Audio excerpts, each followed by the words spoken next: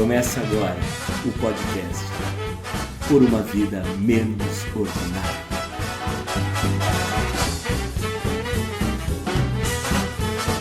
Maria Cristina Peduzzi, ministra, presidente do Tribunal Superior do Trabalho, em artigo publicado na Folha de São Paulo no último dia 6 de março, afirmou, abre aspas, no Brasil, a conquista dos direitos políticos pelas mulheres em 1932 foi precursora. Os direitos sociais tiveram relevante expressão a partir da CLT, em 1943. No plano dos direitos civis, a igualdade remonta ao ano de 1977 e se consolida com a Constituição da República em 1988. Normas constitucionais, internacionais e legais completaram a igualdade de gênero como espécie do princípio da isonomia. Hoje, a condição feminina no universo do trabalho tem ampla proteção legal, inclusive por meio de normas direcionadas à maternidade e a impeditivas de discriminação. Fecha aspas. Na real, as mulheres já alcançaram esse patamar todo de respeito, direitos e igualdade de gênero? Pergunto porque o presidente e ex-capitão continua em sua escalada misógina, que começou com a deputada Maria do Rosário, passou pela fraquejada quando teve uma filha depois de 3 varões e tem agora, nas jornalistas, seu alvo preferido. Miriam Leitão, Patrícia Campos Melo e Vera Magalhães foram suas últimas vítimas. Tratá-las por vítima não é nenhum exagero, considerando que após as manifestações do mentecapto Jair, essas mulheres, que são profissionais e pessoas públicas, sofrem um linchamento pelas redes sociais, amplificando as barbaridades ditas pelo presidente. Vale a pena ver o relato de Patrícia na Folha de São Paulo de ontem, de onde destaca o seguinte trecho, abre aspas, no Brasil, longe desses conflitos, estamos descobrindo que ser mulher nos transforma em alvos. As agressões que sofremos têm sempre uma conotação preconceituosa. Dizem que as jornalistas são feias, gordas, velhas ou prostitutas. Expõem seus filhos, maridos e pais. Fecha aspas. Enquanto isso, as mulheres estão sendo assassinadas. Números mostram uma média de 13 mortes por dia no Brasil. No Ceará, meninas e adolescentes estão sendo mortas com requintes de crueldade pelas facções e com suas execuções filmadas e divulgadas nas redes sociais. No dia 14 de março, vai completar 2 anos do assassinato da vereadora Marielle Franco e do motorista Anderson Gomes. E até agora, ninguém sabe quem foram os mandantes do crime.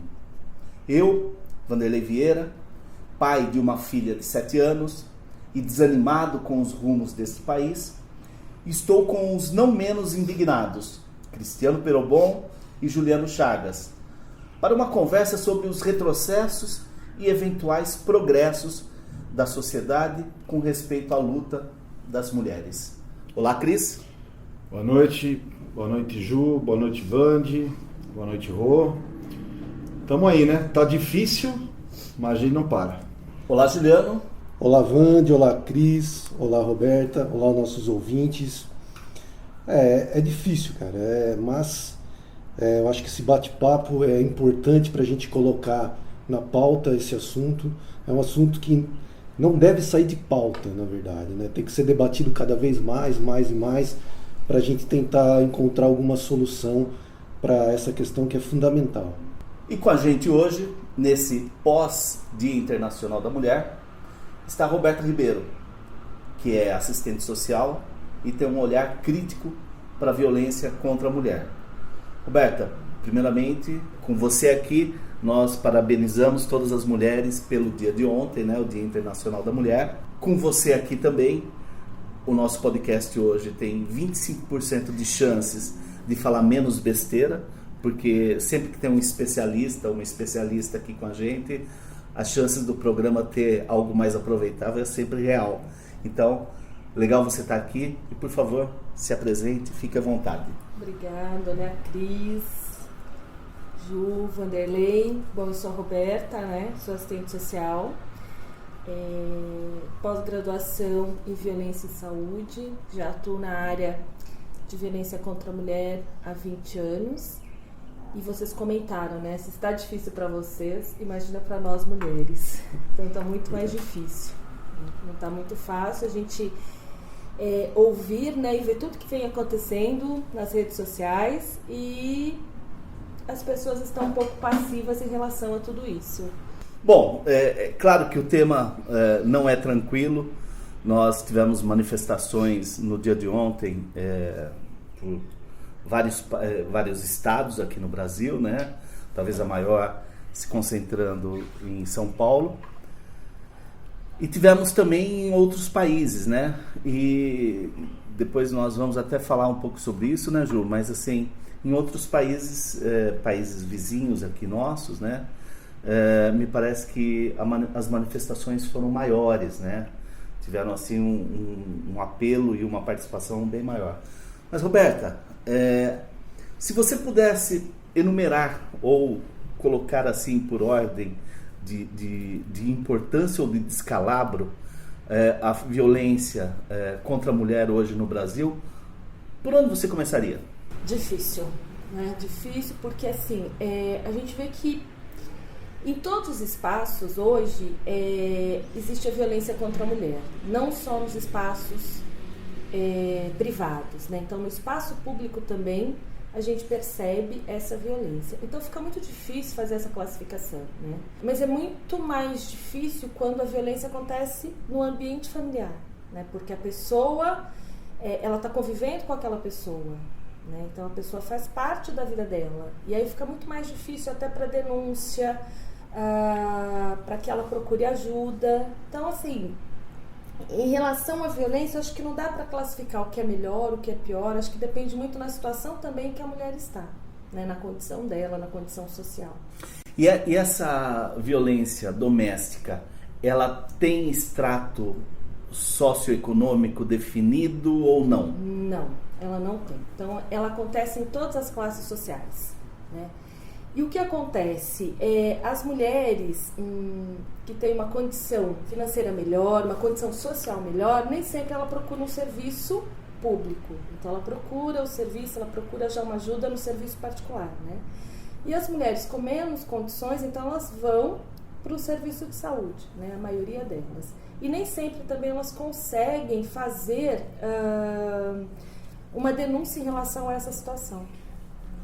Então isso para elas também é muito difícil, porque envolve uma série de outras questões. Tem a questão sentimental, tem a questão financeira, tem a questão social, tem os filhos, enfim, tem várias situações que não permitem que a mulher saia dessa situação. E aí não dá para a gente classificar se é uma mulher, né, de baixa renda ou uma mulher que tem um posicionamento maior. Então assim, não dá pra gente fazer, ela acontece em todas as classes sociais. A gente costuma brincar ou falar sério mesmo que ela é democrática. Tenho andado bem preocupado com uma série de questões, né? Hoje a gente tem uma pauta muito bem definida, o assunto é da maior gravidade. Tem um filme horroroso que chama Uma Noite de Crime, e o contexto é o seguinte, um governo dos Estados Unidos, em determinado momento, ele sanciona uma lei em que os assassinatos são permitidos durante uma noite, né, para que os cidadãos liberem seus instintos violentos. Horroroso, né? Mas essa é a imagem. Então, as pessoas se trancam e tem aquela perseguição. Então, uma multidão alucinada matando pessoas porque eles estão permitidos, né, de purgar os seus piores instintos ali durante aquela noite. Por que eu estou dando essa imagem, né? É um exagero, mas às vezes eu vejo que isso tem acontecido no nosso país de forma retórica. Então, a minha questão é, quando a ministra, né, a ministra Damares, né, que está na pasta dos direitos humanos, na pasta das mulheres, né? Da família. Da família, enfim, né? De tudo que coube, né? De forma irônica no título da pasta, ela coloca a mulher novamente num lugar da onde ela, com tantas décadas, conquistou a cor da roupa, né? Como ela deve se portar. Às vezes a gente vê mulheres sendo elogiadas por serem, nossa, ela é discreta. Essa imagem que eu coloquei, né? Eu acredito que não é exagerada, né? Mas trazendo para a nossa realidade, que essa fala, de alguma forma, aumenta a permissividade ou uma sensação de tudo vai voltar como era para quem pratica esse tipo de violência, seja física ou moral? Eu acredito que sim. Eu acho que hoje as pessoas elas estão se sentindo no direito de fazer, né? De serem mais violentas. Então eu acredito que sim. Se elas acham que elas podem fazer isso, né, a qualquer momento, e aí a mulher vira um alvo fácil, né? Porque as pessoas elas veem a mulher ali naquela condição de que a mulher não tem direito mesmo. Então, daí ela pode fazer o que ela quiser e pode entrar nessa situação, sim. Acho que isso é possível. Só explica um pouco melhor para eu entender o que é essa não ter direito. Você dizer assim, ela se encontra numa situação que ela não tem direito. Não, ela tem, assim, a mulher ela tem direitos. Quem está vendo, né, essa sociedade, da forma como ela está sendo conduzida, como se ela não tivesse direitos. O olhar do outro. Exatamente, esse é o olhar do outro, como se ela não tivesse direito à liberdade, direito às escolhas. Então é isso, é o que o outro vê. Então dá o direito, né, dá a sensação de que a pessoa pode falar o que quiser, ser violenta com a mulher e que ela não vai receber nenhum tipo de punição. A normalização. Isso é normal, exatamente, a normalização. Então isso acaba sendo normal na sociedade, mas é o olhar do outro, porque a mulher tem sim os direitos dela, que foram conquistados. Eu queria retomar o que você falou no começo, Vânia, a questão da misoginia. Eu tenho leio faz bastante tempo, né, coluna do Contar do Caligares na Folha de São Paulo.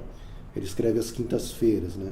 E nos últimos textos que ele tem escrito na Folha, ele tem abordado bastante essa questão. E uma tese dele que eu achei muito interessante, ele traz essa questão da misoginia para o centro da discussão quando ele diz, olha, nós somos uma sociedade que odeia as mulheres.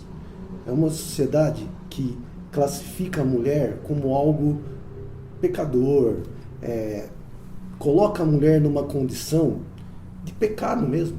E aí ele vai descrever também o papel das religiões nesse processo todo. Isso que eu estou falando não é uma questão que envolve o patriarcado agora, questão de 100 anos. Não, é uma narrativa que está sendo construída há séculos e séculos. E é isso que esse é o tema dele, a tese dele.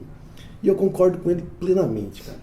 Eu acho que nós somos uma sociedade que pegou a figura da mulher e elegeu a mulher como nossas possibilidades de ódio, possibilidade de frustrações, a possibilidade de o que você não consegue se controlar no seu desejo, você tem que achar um culpado para colocar no lugar. Então, a nossa civilização, principalmente a civilização ocidental, viu no papel da mulher esse papel de pecado, de colocar mesmo as nossas frustrações. Esse descontrole que hoje a gente vê, por exemplo, no discurso de um presidente, no discurso de um deputado. Você pega a figura da mulher como se ela fosse culpada. E aí a gente começa a questão também da violência contra a mulher. Pô, mas a mulher está usando shortinho? Nossa, mas isso já é motivo para ela sofrer alguma violência? Lógico que não. É como a Roberta diz, mas o olhar do outro, principalmente o olhar nosso olhar de homem, cara, você acaba, não estou generalizando, não estou falando que isso é um comportamento de todos os homens, mas está muito escrito na nossa sociedade isso, cara. De ver a mulher como esse papel de representante mesmo de um pecado, ver essa mulher como representante de algo que, de uma certa forma, a gente quer acusar, a gente quer violentar. Então eu acho que é uma discussão que eu gostaria de colocar aqui. E essa questão de gênero, que o Cris começou a falar também, que eu acho fundamental, Quando você cria duas caixinhas, coloca o gênero masculino e o gênero feminino, e você começa a classificar essas duas caixinhas, a mulher pode isso, o homem pode isso, isso, a mulher pode aquilo. E acabou. Como se não houvesse ali dois seres humanos, como se houvesse ali um homem e uma mulher com suas atribuições muito bem definidas, com seus papéis sociais muito bem definidos, e ponto final. Gente, não é isso. A nossa sociedade não pode ser pautada nesse tipo de ideologia. Aí a gente pode... mas o que tem a ver com ideologia de gênero? Para mim tem tudo a ver. Porque quando você começa a classificar, a mulher pode isso, o homem pode isso, a mulher não pode. O homem pode fazer isso, a mulher não pode. Que isso é uma coisa que já vem, né, que é estrutural também na nossa sociedade. A gente começa a construir isso, parece que esses discursos são discursos vazios, mas não são. Né? Quando você vê um presidente da República acusando uma jornalista, por exemplo, quando você vê... isso tem ressonância na sociedade, isso é forte demais, cara. Não dá para ignorar, entendeu? Não são discursos vazios, são construções que vão afetando as pessoas. Isso vai dando munição para as pessoas.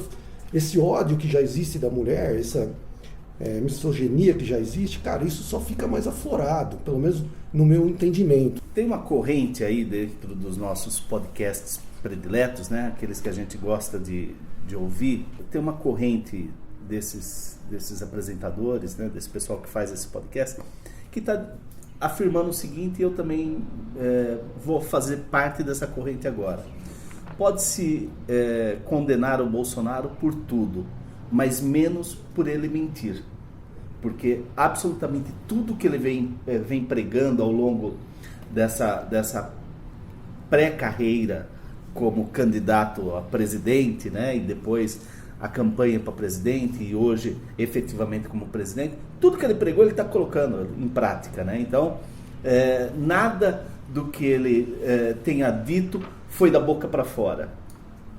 E essa misoginia do governo dele, se a gente voltar um pouquinho a 1º de janeiro de 2019, a gente vai lembrar da primeira foto da formação do ministério dele. Não tinha uma única mulher na foto. Não tinha mulher, não tinha negro, né? Era uma foto formada por homens todos brancos, né? Parecia o Ministério do Temer. Uma maravilha, né? Então, essa misoginia, ela vem desde a época daquela situação abjeta com a Maria do Rosário, como naquela declaração que ele faz para uma jornalista mulher com relação ao auxílio moradia, que quando ela começa a pressionar ele com relação a como ele usava isso, ele, sem pudor nenhum para a mulher, fala, eu usei para comer gente, né? E depois, tudo que a gente vem vendo ao longo desses 14 meses, né? 15 meses.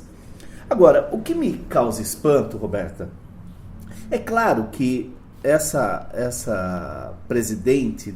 a ministra presidente do Tribunal Superior do Trabalho, quando ela faz esse texto às vésperas do Dia Internacional da Mulher, e que ela vai falar da mulher, vai falar dos avanços legais, de tudo que as mulheres conquistaram ao longo desses 100 anos, né? Mas veja, mesmo nas questões do mundo do trabalho, existem diferenças gigantescas ainda, que não adianta ela falar dessa legislação, disso que está na lei, que efetivamente não é praticado, que efetivamente nos rincões mais afastados do Brasil, porque a gente precisa lembrar também que o Brasil ele não é feito simplesmente de sul, sudeste e uma coisinha ali no centro-oeste que pegue Brasília, alguma coisa assim.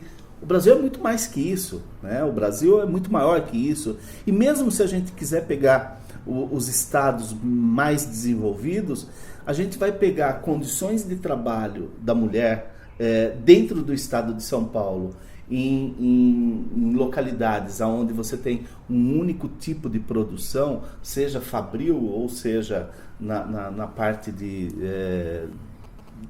agrícola, que você tem condições de trabalho subhumanas, né? Ou análogas ao trabalho escravo, né? E nós estamos falando de um Estado que tem condições de prover mais que isso, né? E a gente não vê de uma ministra algo um pouco mais contundente, né? Quer dizer, este conforto das leis, né? Este conforto de Brasília, o conforto do gabinete, o conforto de simplesmente apontar leis que trouxeram avanços sem querer discutir se esses avanços foram ou não implementados, se esses avanços, se essas, como ela mesmo diz aqui, né? Normas constitucionais, internacionais e legais, se isso tudo está sendo praticado ou não, né? Então, para mim é um tanto frustrante ler um texto desse de uma ministra. Mas é fato, assim, a gente não vê mais essas discussões, né? Então, as pessoas elas estão se pautando nas leis, naquilo que existe, nas conquistas, mas assim, de fato, não tem uma análise sobre isso. Então, a gente tem hoje trabalho escravo e a gente tem trabalho escravo no estado de São Paulo, na área de confecção. A gente vê muito isso de pessoas que vêm, inclusive de outros imigrantes que estão aqui e que estão nesse trabalho, né? Principalmente mulheres. Então a gente tem isso também no norte, no nordeste do país, né? E não se discute isso, né? A questão salarial, a diferença, né? Por que em determinadas funções a mulher ela desempenha a mesma função e ela ganha menos do que o homem. E a mulher negra? Né? Que a gente não fala dessa condição mesmo da mulher negra, que não tem acesso à escola, né? Que quando a gente vê a escolaridade dela é baixa, ela não tem acesso, e quando tem acesso é muito difícil, né, de ter acesso à universidade. Então isso hoje não é discutido. E às vezes me parece que as pessoas também não querem fazer essa discussão. Né? Então, quem está lá, ministros, ministras, etc., eles não querem fazer essa discussão. Então, eles ficam se pautando nessa lei, nas leis, no que existe, no que foi conquistado, mas não desenvolve isso. Então, não faz uma crítica mesmo em relação a toda essa situação. E hoje, praticamente, a gente não tem nem o trabalho, né? Assim, você não tem... com todas essas mudanças que nós tivemos na lei trabalhista, quer dizer, então a gente não tem nem a segurança do trabalho, né? Então, hoje a gente tem a precarização do trabalho e do emprego, né? Então, são coisas distintas, mas ambos foram extremamente precarizados. E aí esse texto ele fica ainda mais utópico, fica ainda mais fantasioso, né? Porque não se dá conta nem do não trabalho, né? Que reina hoje, né? Exatamente. Tem o aspecto, Roberta, acho que da violência propriamente dito, que os números que eu tenho do Atlas da Violência são de 2017. Eu não sei se já tem alguma coisa mais recente hoje, né? Mas eu queria só pegar um gancho, depois a gente pode até entrar um pouco mais nesses números do Atlas, mas quando você disse da condição da mulher negra no mundo do trabalho, que é ainda pior do que o da mulher branca, né? Quando a gente pega os números da violência, aí isso é alarmante, isso é desesperador, né? Porque em 2017, 66% das mulheres vítimas de assassinato eram negras, né? Então, aí nós temos uma questão que, como a gente sempre trata aqui, né, dos nossos problemas estruturais, aqui então nós estamos já tratando daquele problema estrutural que o atual diretor lá da Fundação Palmares, né, ele não reconhece como algo que existe de verdade, que é a questão do racismo e do racismo estrutural no Brasil, mas talvez por não olhar para esses números, né? Porque quando você olha para esses números, você percebe esse racismo estrutural, né? E o que é chocante, por exemplo, se a gente pegar o caso da Marielle, vereadora assassinada no Rio de Janeiro, negra, homossexual, da periferia, com toda a visibilidade que de esquerda, com toda a visibilidade que houve em relação ao assassinato dela, já se passaram 2 anos e até agora foram presas algumas pessoas, mas não houve um julgamento, não houve a definição de quem mandou executar, enfim. Se um caso desse, que teve uma repercussão além do Brasil, uma repercussão quase mundial, né, ficou nessa indefinição, né, você imagine as pessoas comuns, né? Você imagine a mulher negra da periferia que é espancada pelo marido ou por... Enfim, são situações brutais, cara, e a gente não tem uma resolução desses casos. O Luiz Eduardo Soares, que foi secretário de Segurança do Rio de Janeiro, também do primeiro governo do Lula, ele tem uns números a esse respeito que são bem interessantes, assim, da violência como um todo, que aqui em São Paulo, que é aonde se desbarata o maior índice de assassinatos, o número é de 3%. Ou seja, 3% de todas as ocorrências de assassinato, só 3% tem a sua investigação concluída, né? O seu inquérito concluído. Isso em São Paulo. Então, que está na ponta, né? Que está na ponta. Vamos dizer que seja onde os recursos são melhor investidos, né? Então, se para o homicídio como um todo nós temos essa taxa baixíssima de resolução, imagina quando a gente entra em crimes de ódio, né? Crimes de gênero, e para as pessoas mais pobres, né? Para as camadas mais pobres da sociedade. Então aí eu fico imaginando que a resolução desses casos deve ficar abaixo de 1%, né? E o problema é que muitos deles, como você disse, né, Roberta, estão dentro de casa, né? O agressor está dentro de casa, né? Hoje eu ouvi o depoimento de uma mulher negra da periferia, e ela estava falando justamente isso, que quando que existe a lei, então a gente tem algumas leis, a gente tem a Lei Maria da Penha, que aliás ela é completa, né? Então faltam algumas regulamentações para algumas questões, mas que quando ela chama, mulher negra, que sofre violência, quando ela chama, ela disca no 190, né? Que é o órgão que vai atender essa chamada, né, que é a polícia militar. Então, quando eles chegam e olham, vê que é uma mulher negra, né, o que eles vão fazer? Eles não vão ali dar apoio, acolher, prender o agressor, que na maioria das vezes é o marido. Eles vão dizer que, para ficar tudo bem, vão tentar ali resolver a situação, e eles não vão levar esse cara para a delegacia, eles vão deixar ali. Né? Então hoje isso foi um depoimento, aí é muito forte quando você ouve isso, né? Uma mulher jovem que sofre violência, que já chamou, né, em várias situações a polícia, e que daí não acontece nada. Então assim, quem é que ela vai procurar? Né? Como é que ela vai fazer isso? Então ela não se sente acolhida também nesses espaços, né? Nos espaços públicos onde ela deveria ser acolhida. Então ela não sente parte, é como se não houvesse, né, que ela é invisível. Então assim, não existe, essa mulher, ela não existe. Então, como ela é negra, pobre, da periferia, por que eu vou prender esse cara que é o agressor, né, que é o marido dela?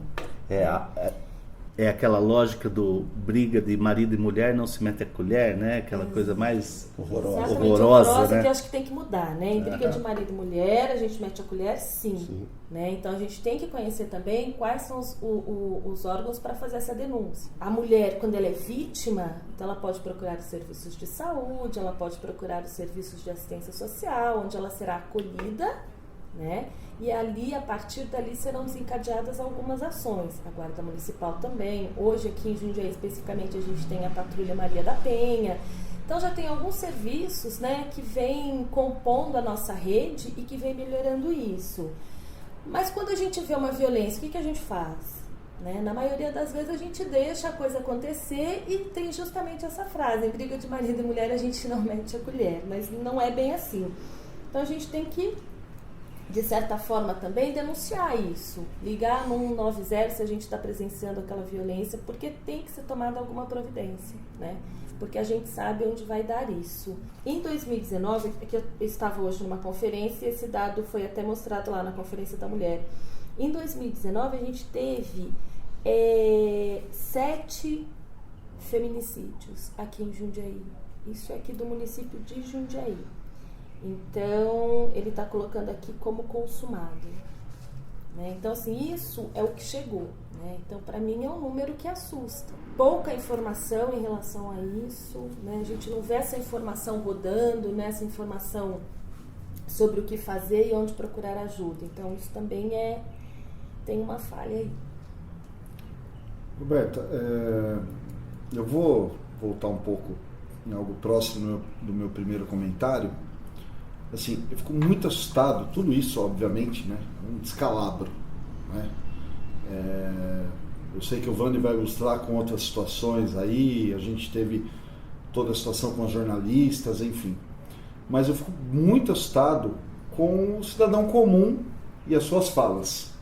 O cidadão e a cidadã.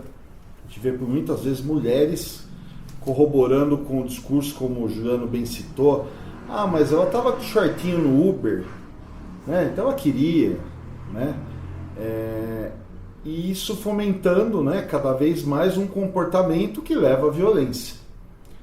Mas eu sei que tem algumas ações, né? Você participou de algumas ações. Como é que é a aproximação para essa mudança de comportamento? Porque a gente precisa, né? A gente falou da presidente do TST, a gente já citou o inominável, né, que ocupa a cadeira de presidente, a gente falou da ministra. Então, no discurso oficial, a gente uma sombra, né, tá caindo sobre a sociedade e deixando as pessoas soltas, né? Mas como é que é a abordagem, enfim, como é que você vê essa possibilidade de mudança de comportamento? Ela existe? Ela é possível? Eu acredito que sim, que ela é possível e ela pode ser de várias formas, né? O que acontece hoje é que essa cultura machista, ela já está enraizada, né? Então a gente vê comportamentos machista, tanto de homens quanto de mulheres. Então isso acontece de fato, né? Mas a gente pode começar a mudar isso, acho que a partir da educação, né? E aí eu estou falando mesmo da educação infantil, né? Desde ali da creche, né? E a gente trabalhando essas questões também com as crianças, né? De uma forma lúdica, isso é um ponto. Uma outra questão é a gente trabalhar também falar para homens, né? Então, assim, trazer o homem para essa discussão, porque normalmente essa discussão é uma discussão só de mulheres, né? Então, dificilmente a gente traz o homem. Então, a gente tem que trazer o homem para essa discussão. Então, a gente tem que falar sobre violência com homens. Isso é uma coisa. A gente vê hoje no município que existe já alguns serviços que falam, né, que de homens que já cometeram algum tipo de violência, então eles estão presos e existe um trabalho do município na recuperação desses homens, para quando eles voltar, quando ele cumprir a pena, para que ele se torne uma pessoa não violenta. Então, para que ele entenda o que ele fez, por que ele está ali. Então, existe esse trabalho que é feito pela assistência social. E também existe um outro serviço, que é um serviço aberto para quem quiser ir, né? Também voltado para homens, que de alguma forma ele cometeu algum ato ali violento, mas que ele não chegou às vias de fato, ele não chegou a ser preso, mas que ele já tem um comportamento violento. Então, é feito também um trabalho para que ele comece a se policiar também para não cometer algum tipo de violência, né? Então, acho que são essas questões que a gente precisa. Então, a gente tem que falar, são formas de prevenção. Então, se a gente não partir desse princípio, se a gente não conversar, se a gente não falar de homens, e o fato da gente conversar com homens, não significa que eles são os agressores, né? Então, a gente precisa que eles também divulguem essa situação, que falem um pouco mais desses comportamentos entre eles também. Mas você vê com preocupação como o governo federal tem tratado ou as manifestações, vamos tirar o governo como um todo, mas assim, as manifestações do capitão e da Damares como um retrocesso? Muito, eu vejo. Mas você já né? sente isso no dia a dia? Já, né? Porque a gente percebe que vem aumentando as formas de violência, né? Então as pessoas vêm falando mais sobre isso. Então eu percebo isso em redes sociais, né? Principalmente quando é uma mulher falando, quando ela escreveu alguma coisa ali, e no nosso dia a dia isso também, né? Então a fala da mulher, assim, a mulher ela vai sendo... As pessoas não vão desacreditando aquela fala, né? Do que aquilo que ela falou. Então é muito complexo isso. Eu vejo isso já no dia a dia, tá? Nos nossos serviços isso vem aumentando. Eu queria só ressaltar o que a Roberta falou. Eu acho que ela foi cirúrgica quando ela falou que tudo passa pela educação. Eu acho que se a gente não começar a treinar nossas crianças de falar, olha, há diferença de gênero, há diferença, lógico, e que bom que há, né? A questão física da mulher, do homem, isso ninguém está discutindo, isso não... Mas se a gente não começar a educar nossas crianças para respeitar essa diversidade, né? Respeitar o diferente, no melhor sentido da palavra, não vejo saída. Se a gente ficar esperando as autoridades criar leis, existem leis, elas funcionam, que bom, mas só isso também não é suficiente, cara. Eu acho que isso passa pela educação básica, sim. Eu acho que treinar nossas crianças, ensinar nossas crianças a respeitar essa diversidade, ao outro, e a questão não é só de gênero também, é questão racial, mas como a pauta aqui é violência contra a mulher, não vejo outra solução. Eu venho de família também de professores e a gente ouve muito essa violência dentro da sala de aula mesmo, de um coleguinha desrespeitando uma coleguinha, cara, sabe?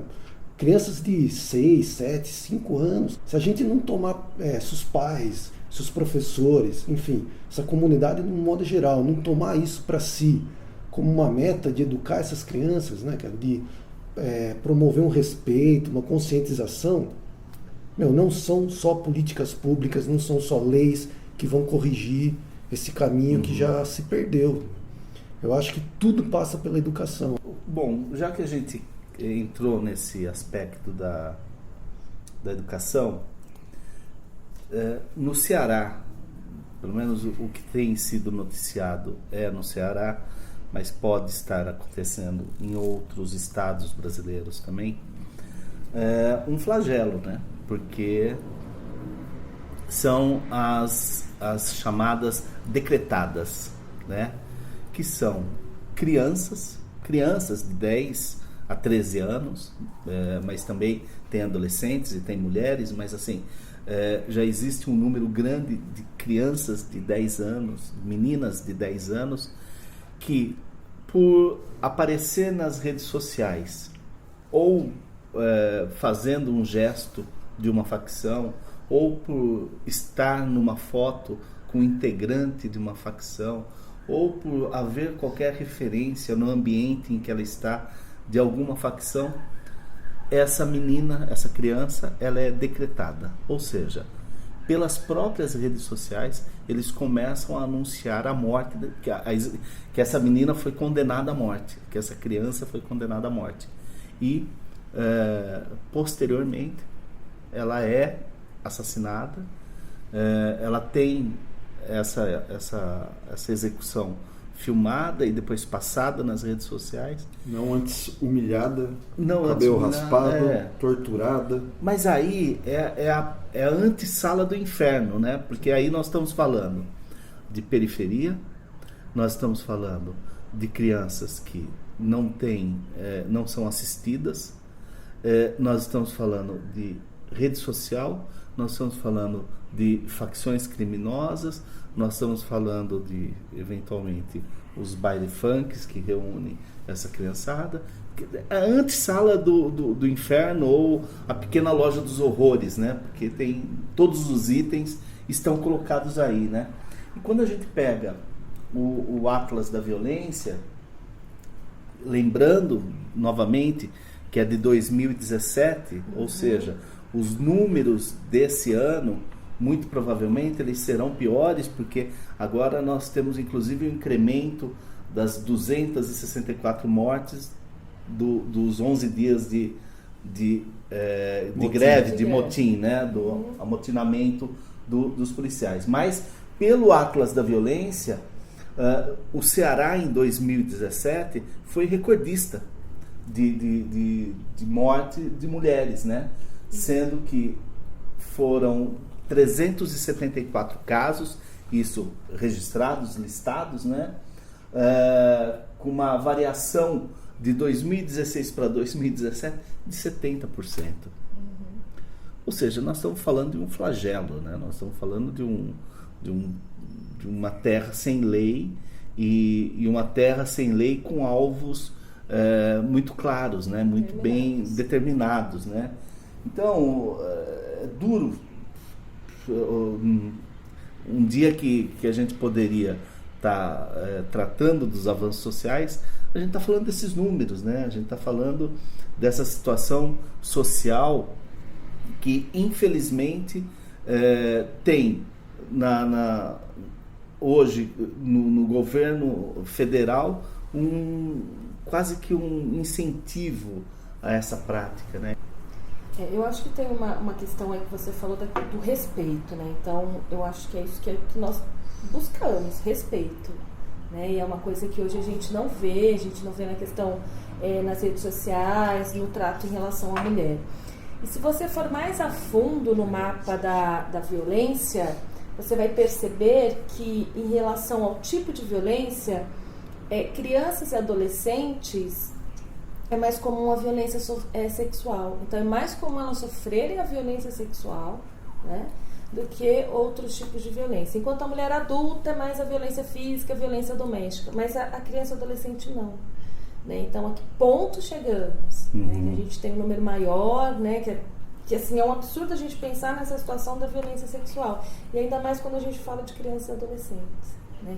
E quando a gente pensa ainda que a pessoa que praticou essa violência, na maioria dos casos, na grande maioria, são pessoas próximas a ela, né? Como pai, avô, padrasto, ou uma pessoa muito próxima ali da família, amigo, enfim.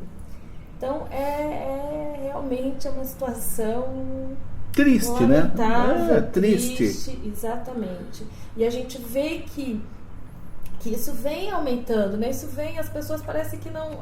elas ficam indignadas com um caso que aconteceu, e aquele caso ali, porque ela conhece, daqui a pouco ninguém mais fala sobre isso, ninguém discute essa situação mais, e aí acontece uma outra violência, aí vem essa discussão de novo. Talvez o ato mais criminoso desse governo seja quando eles pararam com a possibilidade das discussões de orientação sexual, não no sentido de opção sexual, né, de identidade sexual, mas de orientar, de conversar sobre educação sexual com as crianças, porque é uma forma de proteção, principalmente para as meninas, né? Não só as meninas, mas assim, que os maiores casos, eu creio, de violência sexual sejam com as meninas, mas é uma forma de proteção, né? É uma forma de conscientização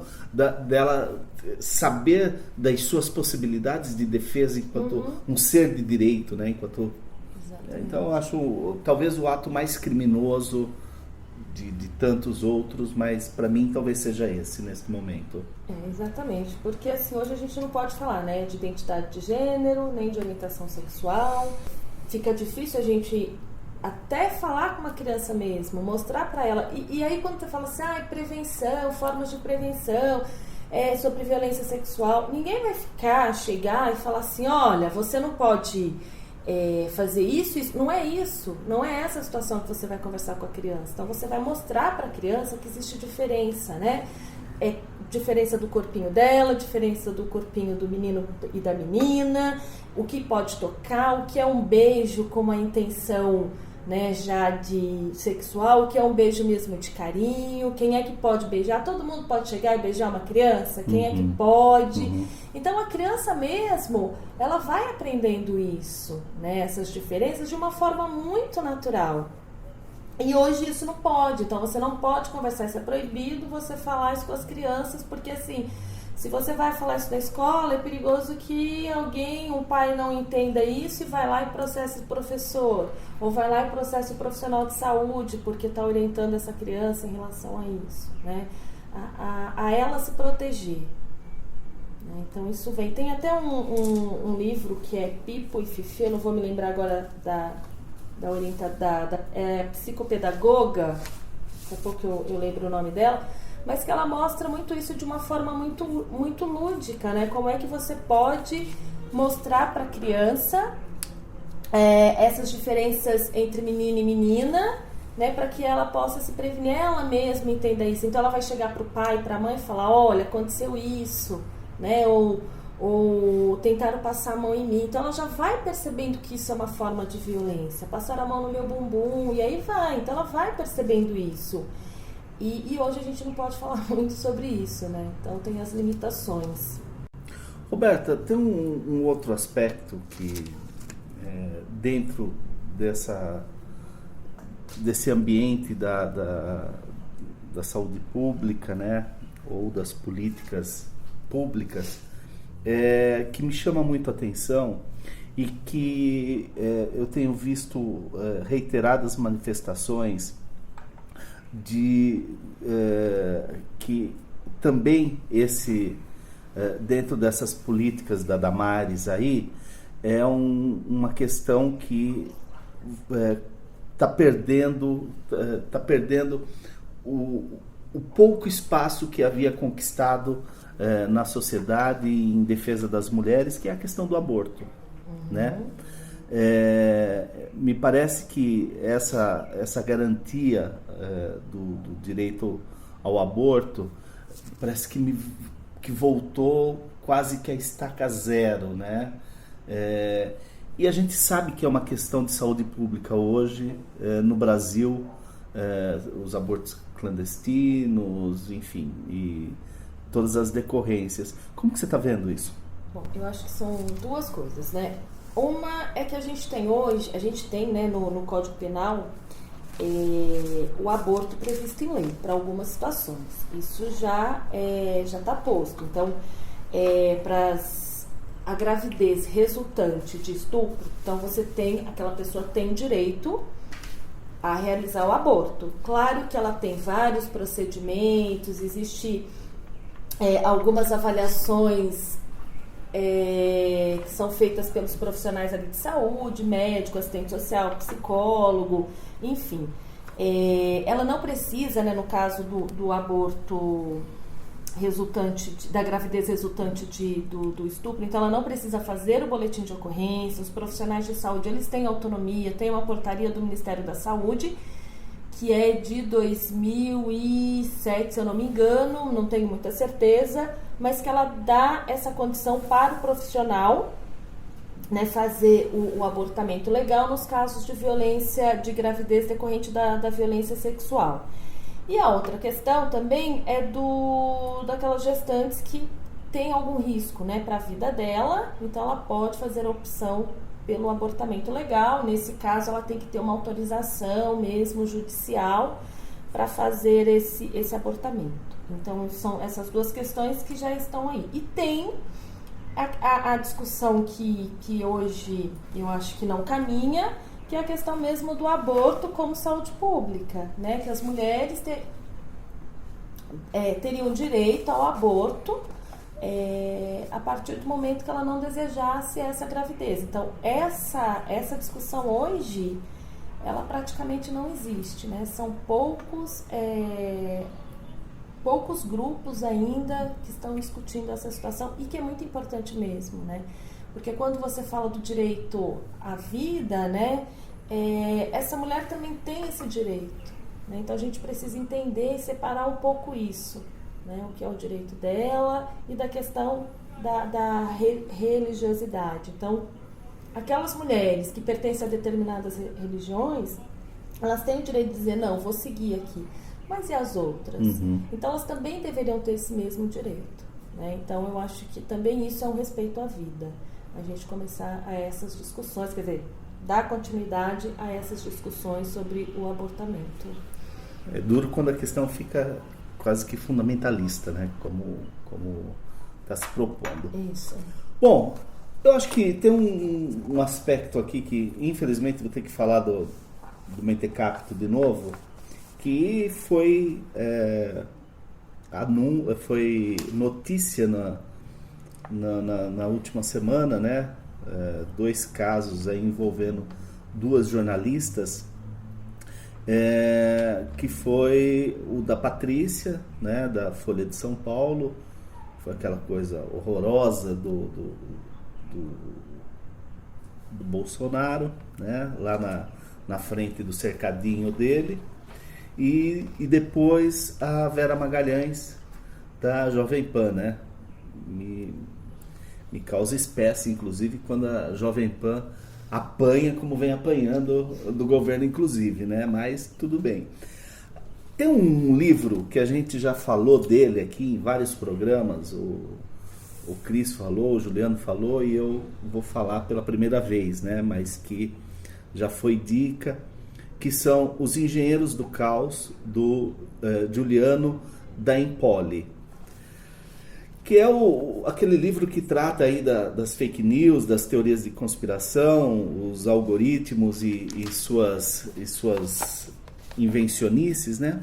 Em determinado ponto, Cris, ele explica um pouco pra gente dessa prática, né, ou desse método que é tão usada pelo Trump e tão copiada e usada pelo Bolsonaro.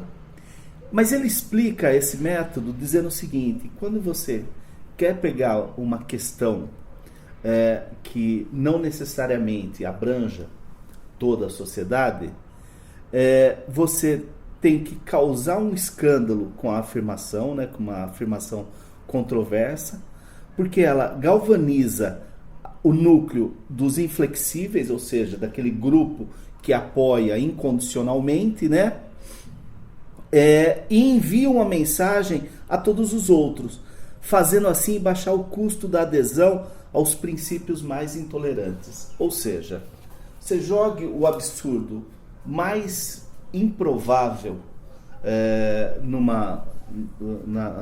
para a sociedade, que o seu grupo vai vibrar e os outros vão pensar a respeito, vão ponderar a respeito, sendo que isso bombardeado com mais uma série de outras notícias tão absurdas quanto, mas ligando ao tema, coloca pessoas que naturalmente iriam rechaçar aquela questão, aquele escândalo, aquela afirmação, acabam ponderando sobre ela e criando quase que uma aceitação.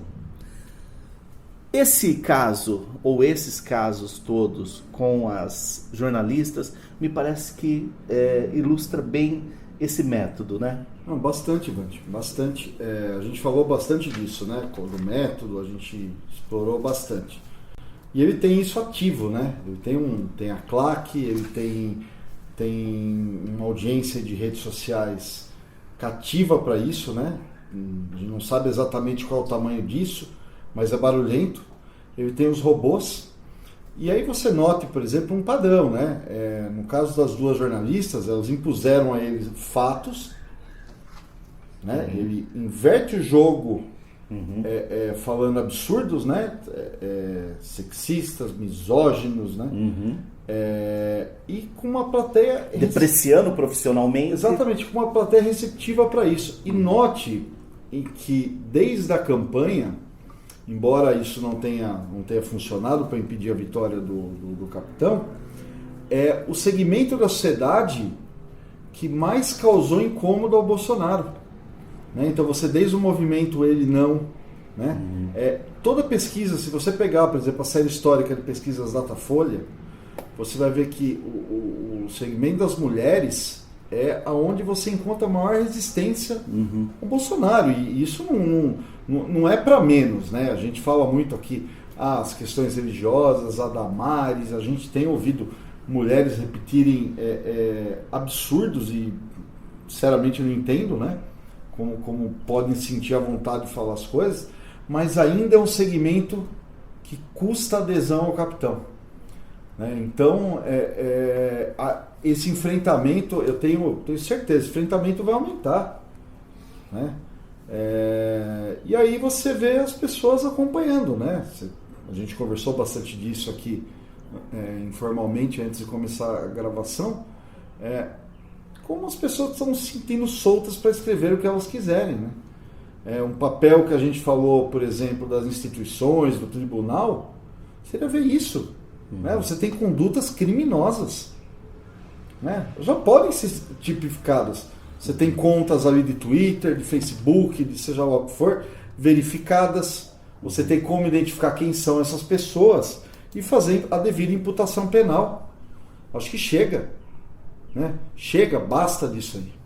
Quando você fala das redes sociais, né, então tem um arsenal aí em relação ao governo, né, de defesa dele, mas eu também não vejo o outro lado, né? Então a gente fazendo o contraponto em relação a essa tropa, né, que defende, enfim, que acaba fazendo esses comentários negativos. Eu não vejo o outro lado, então acho que a gente vê isso com muita passividade. Você fala defesa? Defesa, de grupos. exatamente, defesa de grupos. Você tem razão, Roberta, mas um dos elementos, por exemplo, que você pega nessa nova extrema-direita, né, seja aqui, seja na Itália, é uma linha de coesão. Então, eles têm uma coesão, de uma certa forma. Então, você tem uma série de grupos dentro, né, desse extremismo, né? Você vai encontrar lá neonazistas, você vai encontrar simplesmente conservadores, você vai encontrar reacionários, você vai encontrar conservadores religiosos, enfim, você vai ter de tudo. Mas eles conseguiram achar uma linha de coesão que mantém. O outro lado, né, que você está citando, a gente vai falar das esquerdas, dos grupos ligados a direitos humanos, estão batendo cabeça. Então o grupo que gosta da Tabata Amaral, né, quando acontece uma violência como ela, que não foi uma, não foi duas vezes, isso aconteceu em plenário, né, onde o ministro da Educação expôs um telefone celular da deputada. Mas eu não vou defender porque ela é fadinha sensata, ela voltou pela Previdência. Né? Aí se alguém da esquerda, se a questão é a Marielle, os outros grupos, né, que são ligados às questões das mulheres, mas ela é de esquerda, enfim. Então são exemplos aqui, talvez um pouco exagerados, em que os grupos aqui estão batendo cabeça, nessa e em todas as outras questões. Né? Não se para se falar de uma linha mínima de coesão, de defesa. E volto a dizer, você tem grupos organizados, você tem grupos que conquistaram o direito. Eu não acredito que você vai ter um retrocesso total. Mas também a gente não pode se iludir. Né? Estão passando por cima. Como diria Renato Gaúcho, nas falas machistas dele, estão passando o trator. Tá? Não adianta dizer que não. Então, em relação a Patrícia de Mello Campos, a jornalista da Folha, primeiro, ela foi alvo porque ela fez uma investigação brilhante, cara. Eu acho que vale a pena a gente destacar isso também. Recordar, né? Recordar. Já foi anunciado, já foi vinculado na imprensa, mas eu acho que vale a pena. Dentro de uma CPI da fake news, né, ela foi acusada por um cara que se chama Hans River, de uma forma totalmente desprovida, né, totalmente absurda. Ela imediatamente colocou todas as provas que ela tinha, tornou as provas públicas. Ficou mais que provável que não houve absolutamente nada do que esse cidadão falou, e ele falou dentro de uma CPI, como o Cris falou, poderia ser imediatamente penalizado, cara. Tem que ser preso. Penalizado, porque na frente de deputados, uma repercussão nacional em relação ao caso. Mentiu em um depoimento. Exatamente. Então não dá para dizer, foi uma briguinha de rede social, não. É uma coisa muito mais séria. Nós estamos falando de casos seríssimos, que vai contra a liberdade de imprensa, liberdade de expressão. E o fato dela ser mulher é É absurdo como foi tratado esse caso pelo presidente, pelos seus, enfim, assessores, pelos seus ministros, por todo mundo, meu. É absurdo, né? Fazer um deboche, uma chacota de algo tão sério, cara, tão grave, né? Expor uma jornalista que, ela, além de jornalista, ela é editora da Folha de São Paulo, uma carreira extremamente já consolidada, né, meu? É absurdo. Então, assim, como o Cris já apontou, eu também quero destacar, tem que botar na cadeia, tem que penalizar, tem que dar uma resposta imediata para esse tipo de coisa, senão você só está incentivando a população, é que nós estamos discutindo. Não, se trata, viu, João, só para complementar, se trata de uma covardia. Sim. Você está se valendo de estar no mais alto cargo da República, cercado de segurança, Sim. Né? Numa situação, fazer insinuações sexuais, né? Corroborar com uma questão. Uma coisa é um bandido comum, tá? Eu vou dizer para você, né? Trabalho aqui, quem se presta ao trabalho, né? Sob o pretexto de estar numa campanha, de espalhar fake news, né? De fazer todo esse trabalho, um bandido comum, um pé de chinelo, um covarde, né? Mas o presidente da República dá voz para isso. Então, tá tudo errado. Sim. Né? Tá tudo errado. E volto para o começo da minha fala. Quando a gente vê que a sociedade compra esse discurso também, e aí a gente vê a criminalidade aumentando, não é à toa. Sabe, isso tem sentido, cara. As pessoas incorporam isso. Não é um discurso vazio, né? As pessoas vão tomando gosto. O cara tá lá ofendendo uma mulher, tá ofendendo uma jornalista, então eu também posso chegar na minha casa, ofender minha mulher, e vai ficar por isso mesmo. Sabe, tudo tem consequência, né, acho que não são discursos vazios, são discursos que têm consequências seríssimas. Então, se não houver de imediato uma punição, fica muito difícil, né? Como a gente já disse, né? O problema é o guarda da esquina, né? Sim. Então, no momento em que o presidente se arvora no direito de fazer comentários abjetos como esse, né? Tendo aquela claque tão abjeta quanto ele, aplaudindo, urrando, quando ele fala alguma coisa sobre jornalistas, quando fala alguma coisa sobre a imprensa, quando fala alguma coisa sobre o Congresso. Quer dizer, o problema é o guarda da esquina. A que limite esse guarda da esquina vai se achar possível de qualquer coisa, né?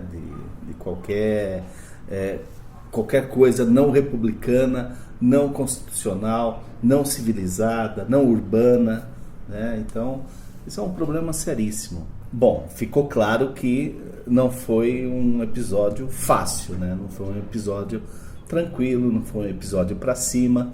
A gente sabia disso, tinha a noção de que os momentos que nós estamos vivendo, como a população como um todo, mas as mulheres em especial, é terrível, né? É de um retrocesso imenso o que nós estamos vivendo. Então a gente sabia que a pauta de hoje não seria uma pauta para cima, né?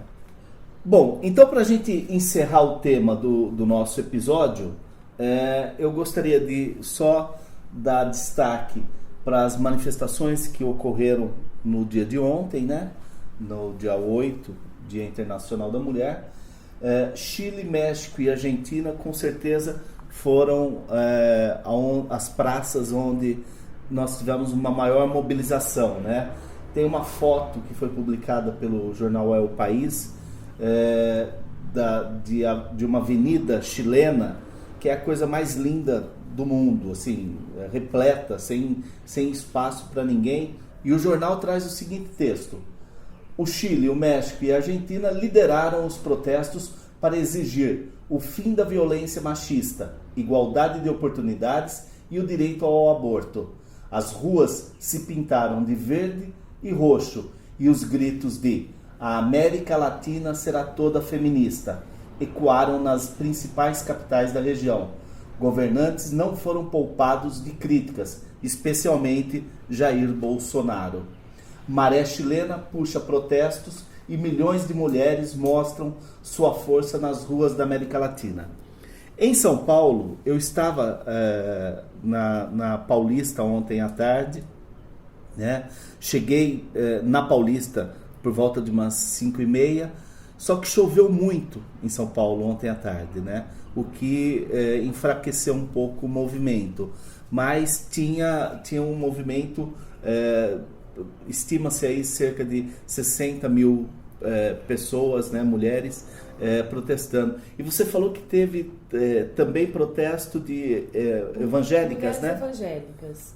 Isso é interessante. Contra também o Bolsonaro, né? Então elas estavam mostrando também que elas gostariam de ter direitos, então elas estão a favor dos direitos, né? Então isso também é muito interessante, porque você não vê essa discussão hoje, né? E a gente acaba rotulando muito mal, né? Exatamente. Então elas queriam mostrar isso mesmo, diferenciar que nem todo grupo evangélico tem o mesmo pensamento. Uhum.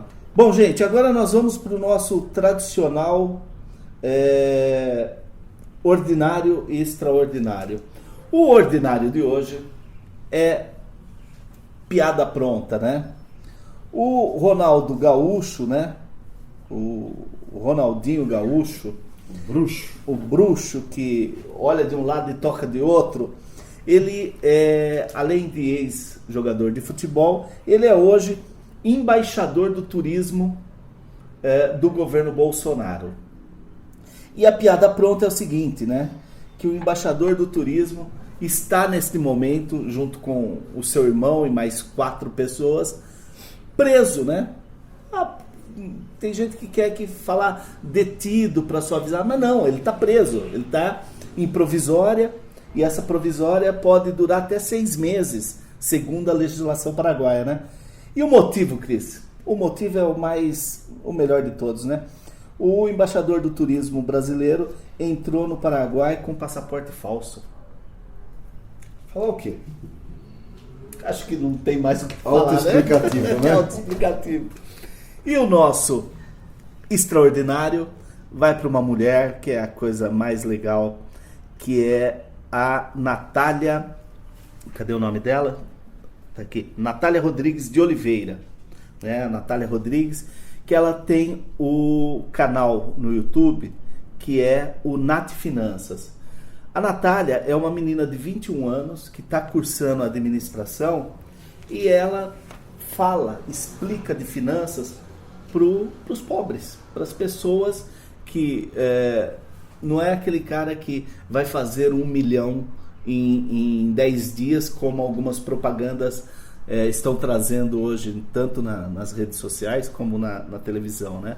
Não, ela fala para as pessoas de baixa renda, o que quer dizer PIB, por que o dólar subir interfere na vida dessas pessoas, como que ela pode passar a ter uma educação financeira, né, para poder controlar as suas contas. Cara, é uma ideia genial. E você fez um comentário, né, Cris? Assim, a gente fica reclamando que não tem lideranças, tem um monte, que ninguém está fazendo nada. A Natália e o Nat Finanças é um exemplo muito legal de jovem fazendo alguma coisa para a comunidade e poder trazer algo de bom, trazer um oxigênio, né? Trazer uma... Essa é política pública, né? Bom, antes da gente passar para as dicas, eu queria só dizer o seguinte: eu começo hoje de forma solitária, quixotesca, a minha campanha. Não esqueçam que o governador de São Paulo, ele foi o Bolsodória. Não esqueça que João Dória foi Bolsodória. Essa é a minha campanha. Bom, e com relação às dicas, eu primeiro, antes das dicas, eu só quero fazer uma correção, que no programa passado eu falei que o ator Joaquim Cosí era chileno. Eu não sei de onde eu tirei esse chileno. A série é mexicana, de uma família mexicana, falando das coisas, das agruras dos mexicanos lá nos Estados Unidos, e eu disse que ele é um ator chileno.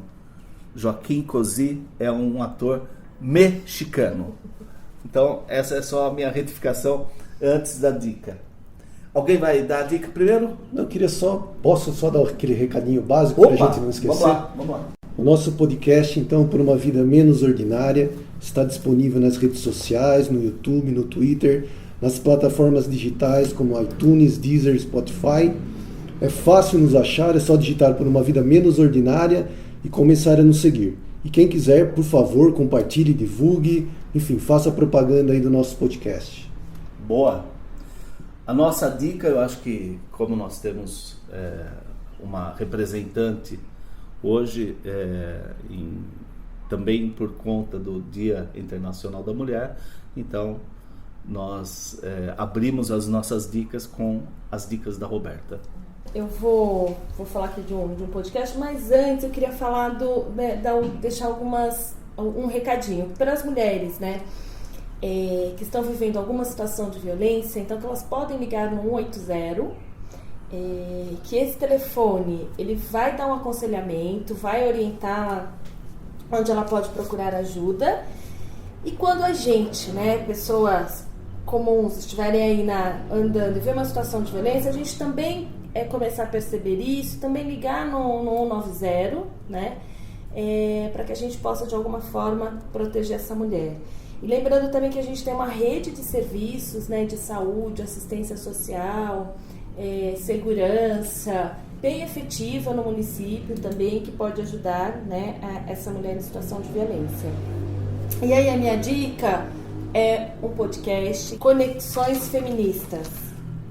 Ele está no Spotify, então ele fala também sobre essas questões de violência, sobre essa mulher invisível, sobre violência obstétrica. Então ele é bem bacana, são curtinhos, mas é bem legal para a gente estar ouvindo e entender um pouco mais sobre essa situação da violência. Minha dica é um artigo do jornalista Geraldo Samur no site dele, o Brasil Journal, e o título é ótimo: Pibinho, Messiavírus e Dolão, os males do Brasil são.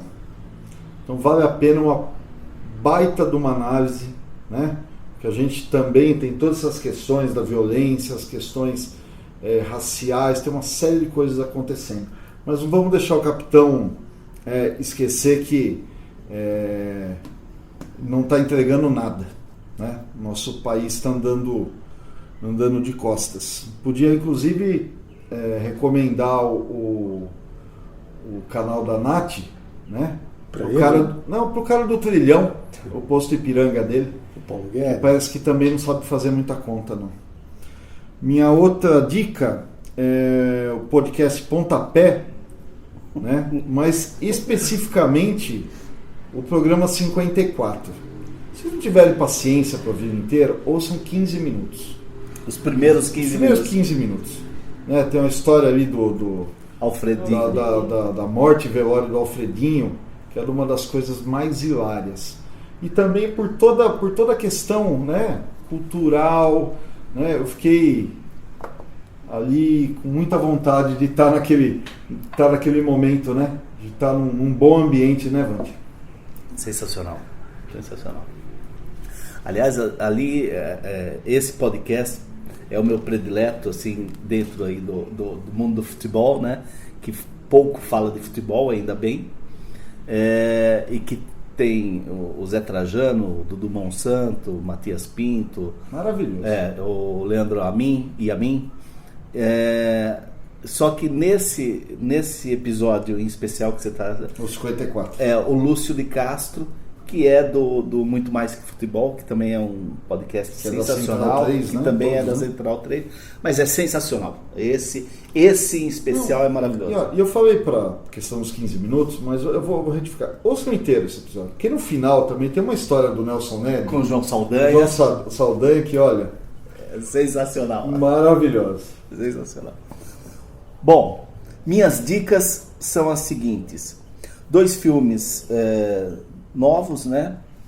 Que é o Você Não Estava Aqui, que para mim é um filme definitivo com relação a essa discussão da precarização, da uberização do trabalho, e que o grande aspecto do filme, na minha opinião, é que, como ele fala de uma Londres também com problemas de trabalho e emprego, seria muito simples colocar um imigrante ali, né? Colocar um sujeito que vem de fora, mas não. O Ken Loach, acho que é isso, o diretor, né?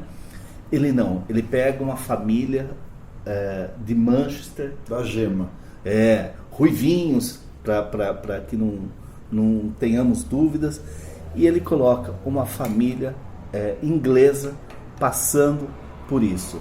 Então, o filme é assim dramático, porque ele não mostra só essa realidade, ele mostra uma série de outras, da desestruturação familiar, por conta da extensa jornada, tanto do pai como da mãe, porque a mãe também é uma cuidadora de idosos.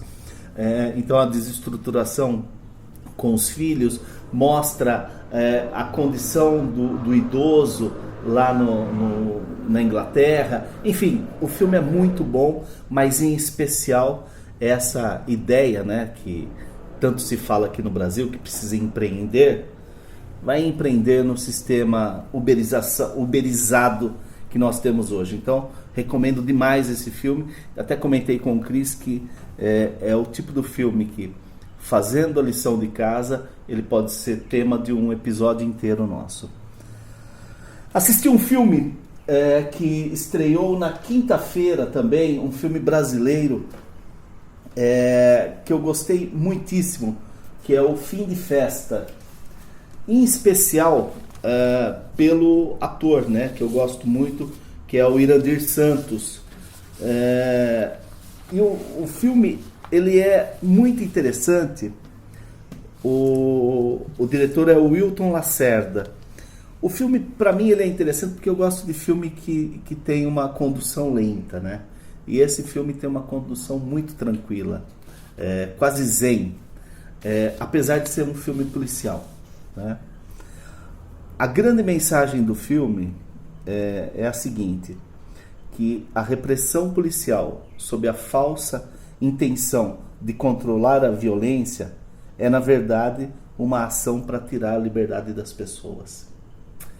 O filme se passa em Recife, no pós-carnaval, né? Por isso Fim de Festa, né? Então, a ação do filme começa a partir da quarta-feira de cinza, e uma linguagem muito, muito legal, misturando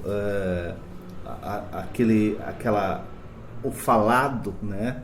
Então, longos textos que compõem imagens para ilustrar a festa que passou, um texto nordestino delicioso.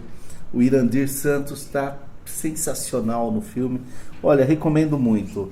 Eu li a crítica do Inácio Araújo na Folha, e o Inácio diz o seguinte: não será um sucesso, é quase certo, por causa de um sistema de distribuição e exibição lamentável que existe no Brasil. Porém, tem tudo para merecer a estima das pessoas que gostam de cinema. Eu concordo totalmente com ele, porque eu sei que não é um filme que vai entrar no grande circuito, infelizmente, mas quem puder assistir, vá assistir Fim de Festa. E minha última dica é um podcast, que é o episódio número 152 do Vira Casacas, que é Pós-Verdade, Ciências e Ação Política, com a Tatiana Roque, que é uma professora do Rio de Janeiro. Sensacional, vale muito a pena, e deixa uma dica ali perto do final do programa da necessidade que as forças progressistas desse país estão nesse momento de ganhar uma eleição. Nós precisamos ganhar uma eleição para criar um foco de resistência, porque a chance de uma lavada nessa eleição municipal agora de outubro, infelizmente, me parece real. Bem, as minhas duas sugestões: a primeira é um filme, A Vida Invisível, do diretor Karim Ainós. Ela foi a nossa indicação ao Oscar, né? Infelizmente acabou não virando, não se realizando. Mas a história das irmãs Guzmão são duas jovens que a história se passa no Rio de Janeiro na década de 50. E assim, eu assisti o filme sem pretensão nenhuma em relação à temática que nós debatemos hoje, e depois que eu acabei de assistir o filme eu vi que tinha tudo a ver com a temática que nós debatemos hoje, né? Essa questão da opressão da mulher dentro do núcleo familiar no Rio de Janeiro da década de 50, e qual é a culpa, né, entre aspas, dessas mulheres. Simplesmente elas querem viver a vida delas e sentir desejos, cara. Só isso, né? Então é um filme belíssimo, belíssimo, belíssimo. Uma interpretação sensacional da Fernanda Montenegro no final do filme. O desfecho do filme é muito surpreendente. Então, assim, fica aqui essa dica para quem gosta de cinema e de um filme bacana. E a minha outra dica é Clarice Lispector. Já que nós estamos falando de mulheres, para mim Clarice da literatura brasileira, para mim é o que há da literatura brasileira. Meus livros de cabeceira, eu estou aqui com Felicidade Clandestina, um livro de contos dela. Então, para quem não conhece Clarice e quer começar a conhecer um pouco de Clarice, eu acho que é uma boa introdução, um livro de contos, são contos curtos. Para mim, eu sou suspeito, mas para mim é sensacional, cara. Leiam Clarice, que é urgente. Leiam Clarice do livro, viu? Cuidado com a Clarice que está nas redes sociais, no Facebook, porque essa me parece tão falsa quanto o passaporte do Ronaldinho. Bom, é isso? É isso. É isso? Posso dar um recado? Claro. Essa é uma semana para a gente acompanhar, né? Saindo um pouco do tema, a escalada aí do coronavírus, né? Derrubada da bolsa, preço do barril do petróleo. Então a gente observar, porque uma situação se ainda de saúde é uma incógnita, né? A gente fala, poxa, mas tá desse tamanho, né? Já está derrubando mercados. E acompanhar o que você pode chamar de The Walking Dead ou micareta bovina que vai ter no próximo domingo. Né? Mais uma tentativa de esgarçar a nossa democracia que já começa a se mostrar cansada, né? Vamos ver o quanto de gado vai para a rua. Como diz o Porta dos Fundos, é o desprotesto, né? Bom, é isso então? Temos um programa? Sim, com certeza. Conseguimos, hein? Roberta, obrigado. Volte sempre.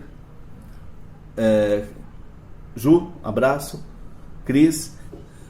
E a nossa música de encerramento hoje, Dancing Days com Frenéticas, música de Nelsinho Mota, Nos Tempos da Discoteca. Valeu, tchau. Tchau.